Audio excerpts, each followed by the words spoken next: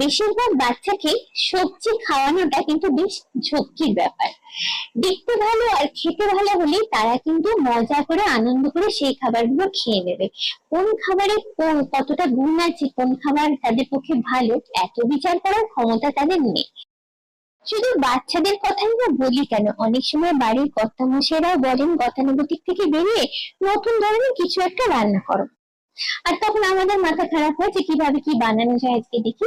তো আজকে আমি তোমাদের দেখাবো একটা সহজ পদ্ধতিতে মশলা ভেন্ডি রেসিপি। যে রেসিপিটা হয় একদম রেস্টুরেন্ট স্টাইলে, কিন্তু খুব কম সময় এবং খুব কম ইনগ্রেডিয়েন্টস দিয়ে বানিয়ে ফেলা যায়। এটার জন্য প্রথমে দেখো হালকা করে আমি ভেন্ডি গুলো তেলের মধ্যে একটু ভেজে নিলাম, যেহেতু ভেন্ডি অল্পতেই নরম হয়ে যায়। তারপরে কড়াই একটু তেল দিয়ে তাতে পাঁচফোড়ন দিয়ে একটু গরম হলে পেঁয়াজ বাটা তাতে দিয়ে দিলাম। এই পেঁয়াজের সঙ্গে আমি একটু আদা বেটে রেখেছিলাম। তারপরে দিয়ে দিলাম বেটে রাখা টমেটোটা।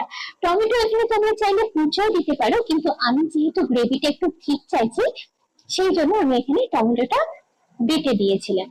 তারপরে তার উপরে এক এক করে মশলাতে দিয়ে দিলাম হলুদ, ধনে, জিরে আর লঙ্কা গুঁড়ো দিয়ে অল্প একটু নাড়াচাড়া করে মিশিয়ে দিলাম স্বাদ মতো নুন। যেহেতু বেশি তেল আমি দিইনি, মশলা খুব বেশি ভাজলাম না, একটু জল দিয়ে নাড়িয়ে নিতে দেখো মশলাটা বেশ মাখা মাখা হয়ে গেল। তারপরে এটাকে একটু ফুটতে দিলাম। ফুটে যখন উঠলো তাকে ভেজে রাখা ভেন্ডি গুলো মিশিয়ে দিলাম। মিশিয়ে দিয়ে হালকা হাতে একটু নাড়াচাড়া করে আর একটু জল মিশিয়ে দিলাম। দিয়ে এটাকে 8 থেকে 10 মিনিটের জন্য ঢাকা দিয়ে রেখে দেবো। যেহেতু ঢেঁড়স মানে ভেন্ডি খুব কমেতেই এটা নরম হয়ে যায় অল্প সময়তে।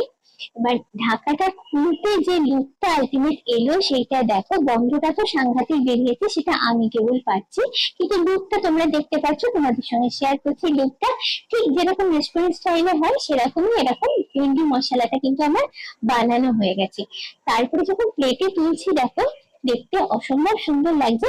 এটা তোমরা ভাত, রুটি, পরোটা যেকোনো কিছুর সঙ্গে খেতে পারো। চাইলে বাড়িতে একবার ট্রাই করে দেখতে পারো, স্বাদ কিন্তু অসাধারণ হয়। সেটা তোমরা বানালে তবেই বুঝতে পারবে।